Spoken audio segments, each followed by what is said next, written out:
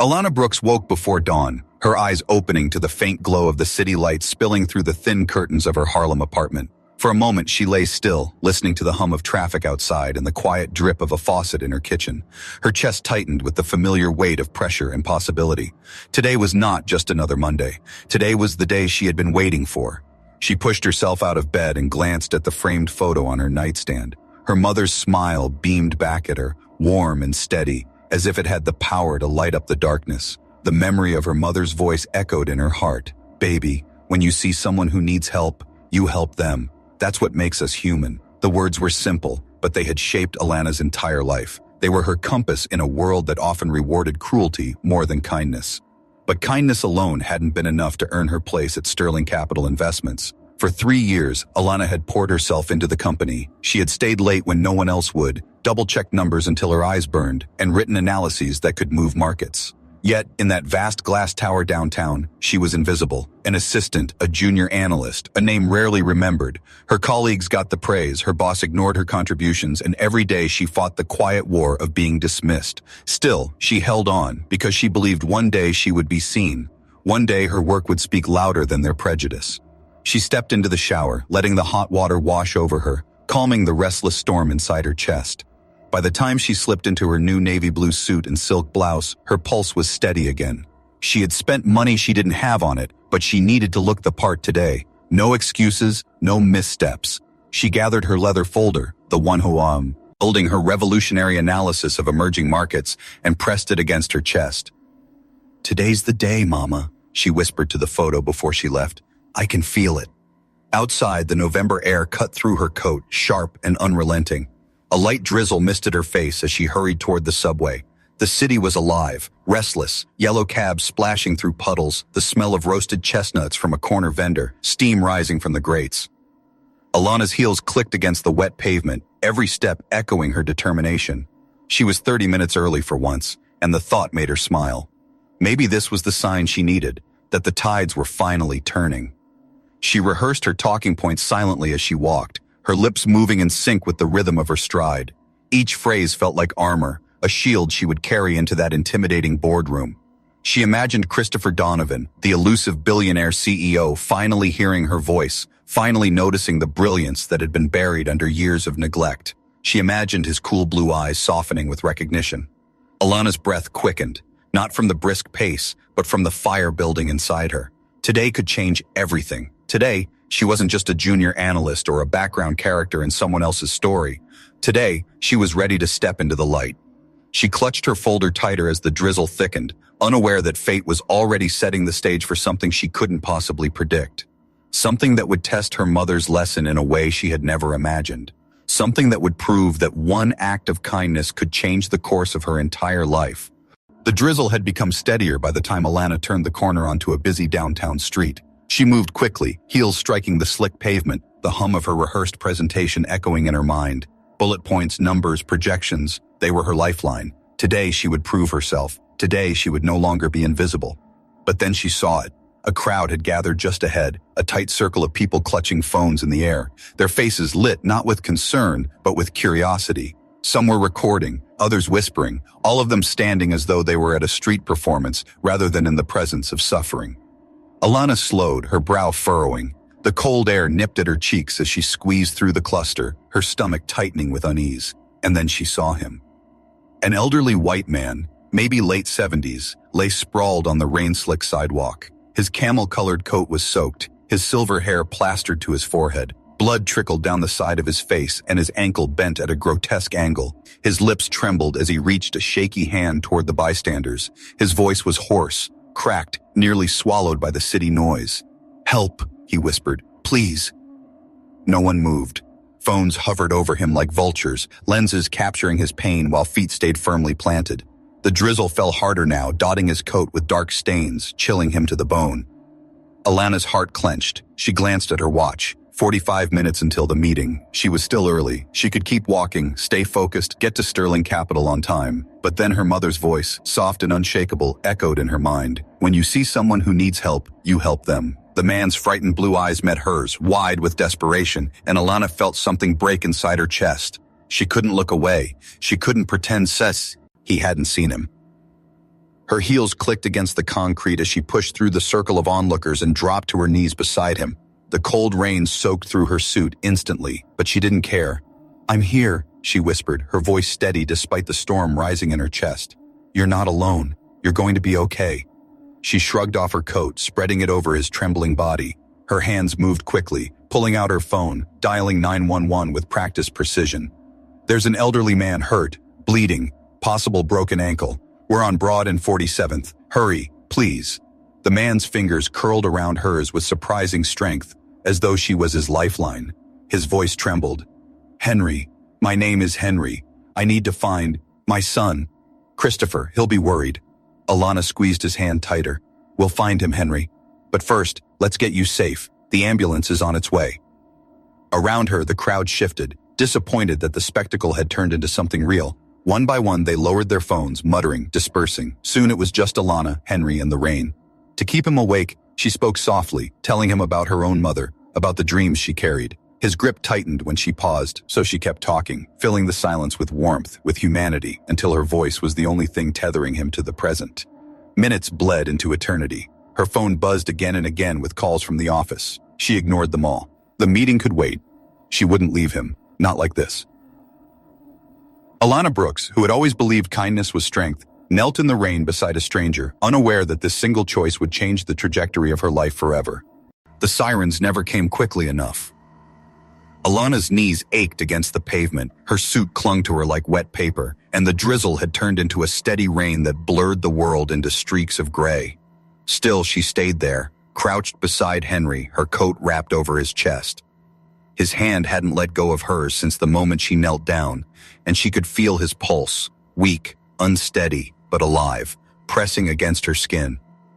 Every few minutes she glanced up, hoping to see flashing lights cutting through the traffic, but nothing came. 20 minutes, 30. She felt the clock ticking against her ribs like a drum. The meeting, her chance, all of it slipping away with each drop of rain. Her phone vibrated endlessly in her pocket. She pulled it out once. 13 missed calls, 6 messages from her boss, 2 from her coworker Steven. The last one made her stomach turn. "If you're not here in 5, don't bother coming." She almost answered, almost stood, almost told herself she'd done enough.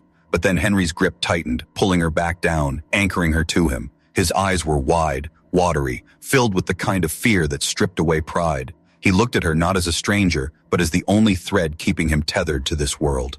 Don't leave me," he whispered, voice fragile as glass. Alana's throat closed. She pressed his hand between both of hers, her tears mixing with the rain on her cheeks. "I won't," she promised, her voice breaking, but certain. "I'm not going anywhere." He blinked, the panic in his eyes easing just a little. "My wife, Margaret, she had kind eyes too. You remind me of her." The words pierced her chest. For a moment she saw her own grandfather's face, the one she'd kissed goodbye when she was just 15. She remembered how helpless she'd felt watching him slip away, wishing someone could have eased his pain, and now, ow, here she was, given a chance to be that someone for Henry. So she kept talking, anything to keep him awake. She told him about her mother, about Sunday mornings in Harlem filled with gospel music and the smell of pancakes. She told him how she used to sit on the fire escape as a girl, watching the city wake, dreaming of one day working in those shiny towers downtown. Her voice painted pictures for him, soft colors in the middle of the gray storm. He listened, nodding faintly, clinging to every word. Finally, the wail of sirens cut through the rain. Alana exhaled in relief as the ambulance inched toward them through gridlocked traffic. The paramedics jumped out, rushing with stretchers and medical bags. She relayed everything she knew. His name, the possible broken ankle, the head injury, the mention of his son. They nodded, lifting Henry gently. "You're an angel," Henry murmured as they secured him. "Thank you, angel." Her heart twisted at the words. She watched as they slid him into the ambulance, her body trembling with cold and adrenaline. She wanted to climb in to see him safe, but she knew she couldn't. The doors shut, and just like that, he was gone. Alana stood alone on the slick sidewalk, soaked through, mascara streaking her cheeks, her folder pressed uselessly against her chest. She checked her watch, 25 minutes late. Her stomach dropped like a stone. She had a choice again. Go home, dry her clothes, hide in shame, or run. Run, and fight for what little chance she had left. So she ran. Her heels pounded against the pavement, water splashing up her legs as she raced toward Sterling Capital. Her lungs burned, her hair plastered to her face, her suit ruined. She knew what awaited her. Mockery, humiliation, maybe even the end of her career. But she couldn't regret what she had done. Not when Henry's trembling eyes still haunted her. Not when his handprint still lingered warm against her palm. Because deep down she knew her mother was right. When you see someone who needs help, you help them. And even if it cost her everything, Alana Brooks would not let herself be anyone else. The lobby of Sterling Capital Tower gleamed with polished marble floors and gold-trimmed walls, but Alana barely noticed as she stumbled through the revolving doors. Her lungs burned from the sprint, her wet clothes clinging like a second skin. The receptionist at the front desk raised an eyebrow, eyes flicking from Alana's soaked hair to the mud splattered on her navy suit. Alana didn't stop. She pressed the elevator button with trembling fingers, clutching her folder tight against her chest. Inside, her reflection in the mirrored walls looked nothing like the woman who had left home that morning. Mascara streaked her cheeks, her blouse was wrinkled, her once crisp suit ruined. She looked less like a polished analyst and more like someone who had just crawled out of a storm. Her stomach knotted as the elevator climbed. Each floor that ticked by was another second closer to judgment. By the time the doors opened on the 32nd floor, her heart was a drum in her ears. The conference room was already full when she pushed the door open. Executives in dark suits sat around the long glass table, laptops open, eyes sharp. At the head of the table sat Mr. Donovan's second-in-command, a stone-faced man with graying hair who despised lateness more than anything. All eyes turned to her. The silence that followed was suffocating. Then came the laughter. Stephen, the senior analyst who had stolen her ideas more times than she could count, leaned back in his chair with a smirk. Well, look who decided to show up. Did you swim here? A ripple of chuckles followed, polite at first, then louder.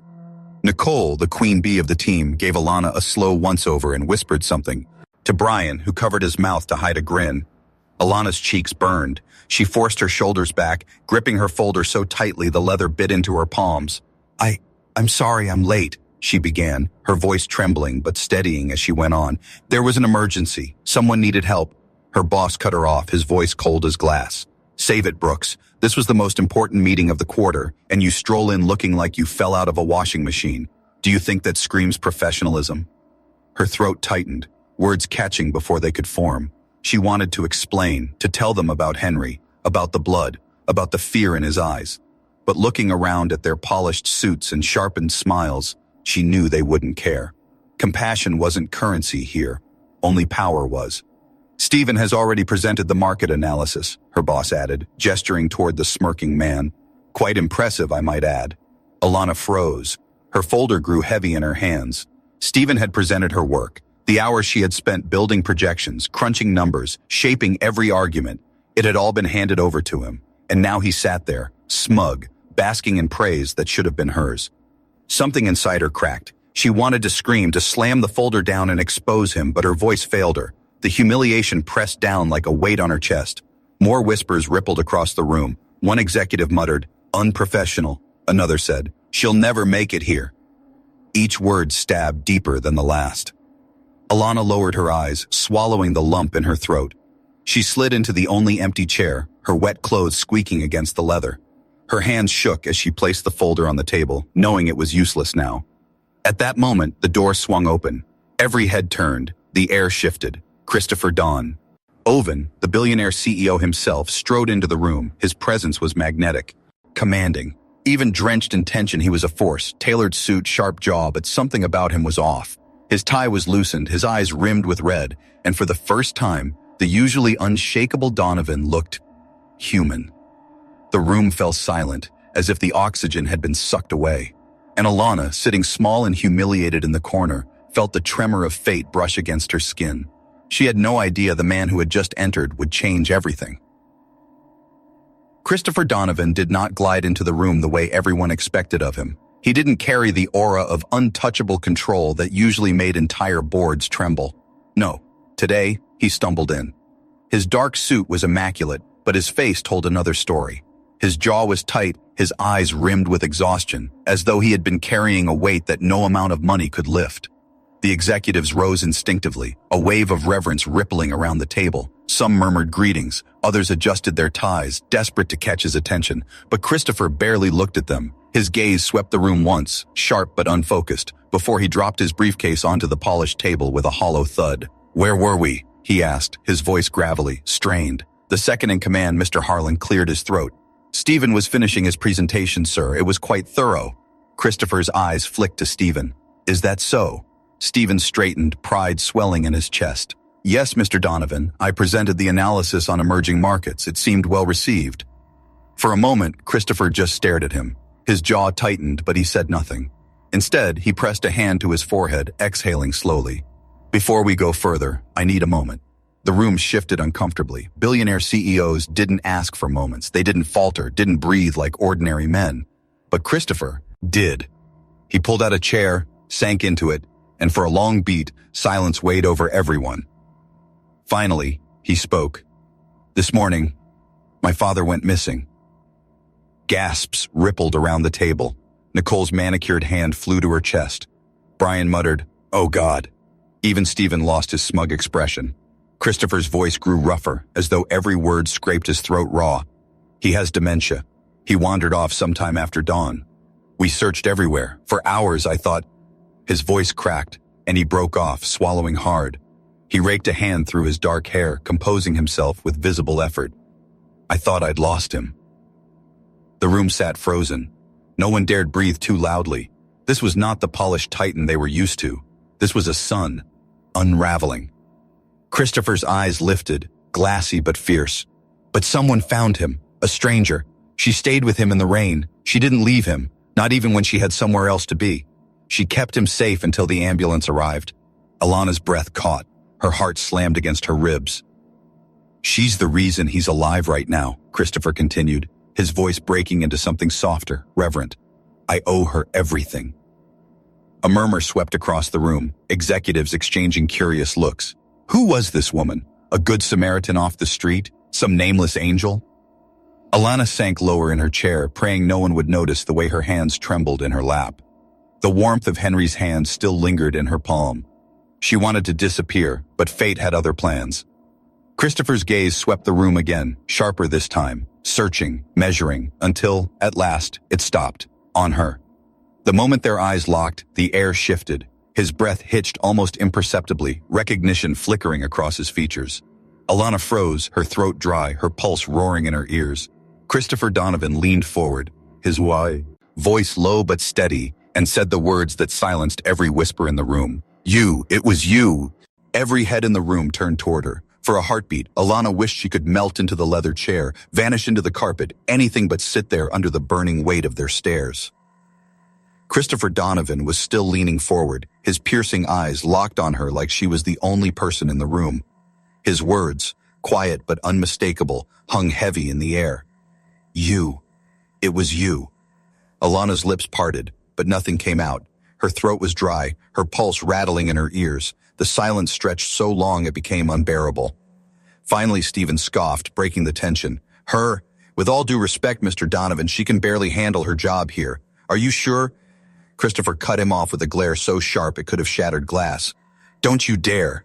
His voice, though measured, carried a thunder that silenced the entire table. He rose slowly, each movement deliberate, his gaze never leaving Alana. "This woman," he said, pointing toward her with a conviction that made her stomach twist, "stayed with my father when everyone else walked past. She held his hand. She spoke to him when he was terrified. She gave him dignity when strangers treated him like a spectacle. Without her, I might not have a father to hug tonight." Gasps fluttered across the table. Nicole's jaw dropped. Brian stared at Alana as though seeing her for the first time. Alana's hands trembled on the folder in front of her. She wanted to shrink, to disappear, but something inside her, the same fire that had carried her through years of being dismissed, kept her chin lifted, even as her heart thundered. Christopher's attention shifted, his voice turning sharp.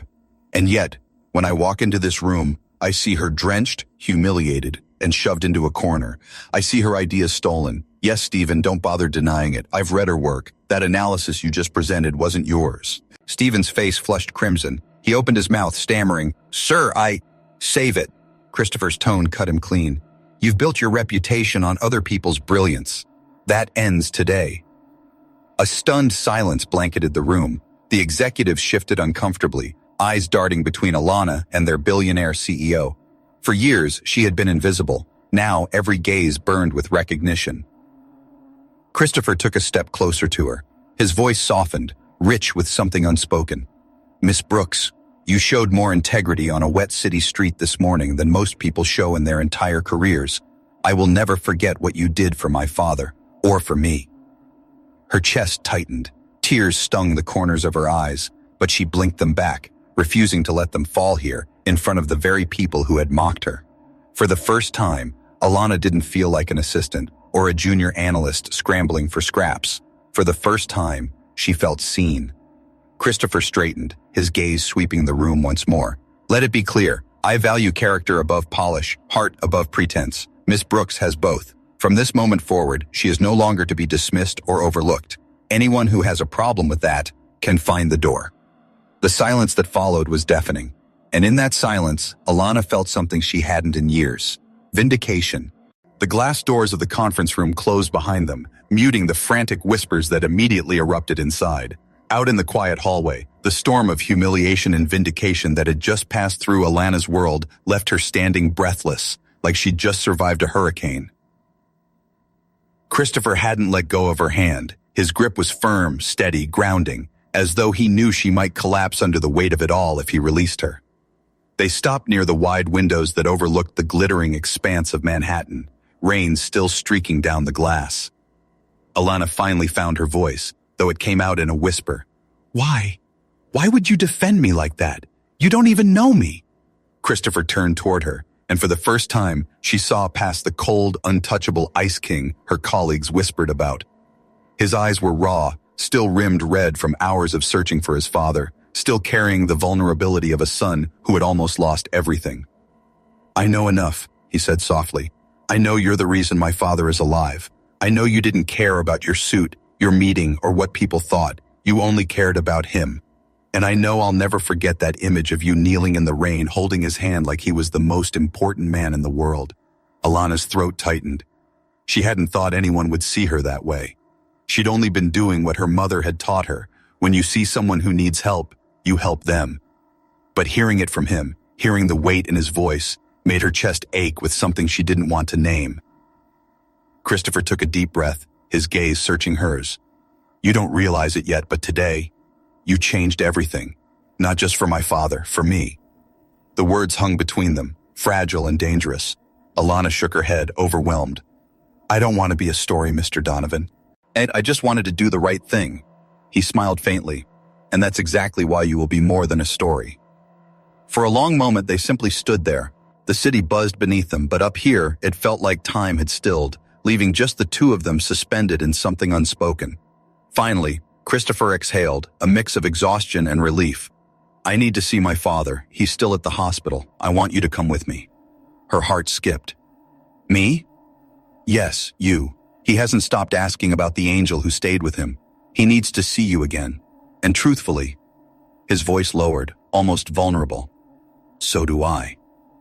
Alana felt the weight of his words settle deep inside her. This was no longer about a meeting or proving herself in a place that never valued her. This was about something bigger, something real. As they walked side by side toward the elevator, whispers echoed faintly from behind the closed conference room doors. Rumors were already being born, but Alana didn't care. For the first time, she wasn't walking into an office to prove her worth. She was walking into a new beginning, into a story she never saw coming. And as Christopher pressed the elevator button, his hand brushing hers again, she realized something that sent shivers down her spine. Sometimes the moment that destroys the life you thought you wanted is the same moment that begins the life you were always meant to have.